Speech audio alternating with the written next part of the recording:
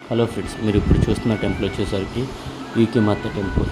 అసలు యూకిమాత టెంపుల్ అనేది ఎందుకు ఉంది, దీని స్టోరీ ఏంటి, అసలు ఈ టెంపుల్ ఎందుకు ఫేమస్ అంటే, మన కేదార్నాథ్ టెంపుల్ ఎప్పుడైతే 6 నెలలు మూసి వేస్తారో అక్కడున్న విగ్రహాలు తీసుకొచ్చి ఇక్కడ పూజలు చేస్తారు. ఆ తర్వాత ఓపెన్ చేసే టైంకి ఇక్కడ నుంచి ఆ విగ్రహాలను తీసుకుని వెళ్ళి మళ్ళీ అక్కడ పెడతారంటారు. ఇది స్టోరీ.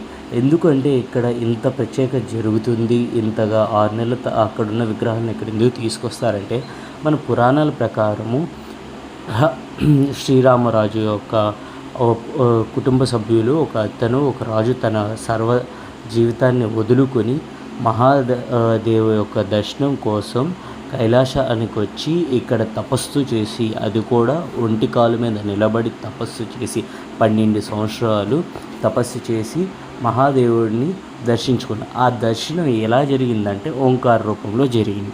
సో దానికనే దీని పేరు ఓంకారేశ్వర్ అని అంటారు.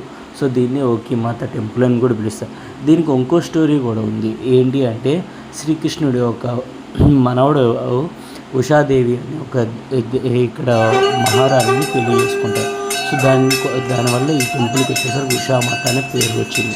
దాన్ని కాలక్రమంగా దాని పేరు ఉషామాత కాస్త యూకిమాత టెంపుల్గా దీన్ని వాడుకలోకి వచ్చింది.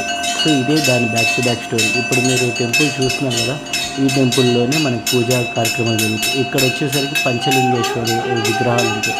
సో పంచలింగాలు కనుక మనం ఏదైతే టెంపుల్స్లో ఉన్న ఇది కేదార్నాథ్, అమర్నాథ్, ఈ పంచలింగాలను కనుక మనం అంటే మురుదేశ్వర లింగాన్ని, సో ఆ లింగాల్ని మనం ఇక్కడ అనేది దర్శించుకుని వింటర్ సీజన్లో మనం కేదార్నాథ్ దర్శనం లేనప్పుడు ఇక్కడికి వచ్చి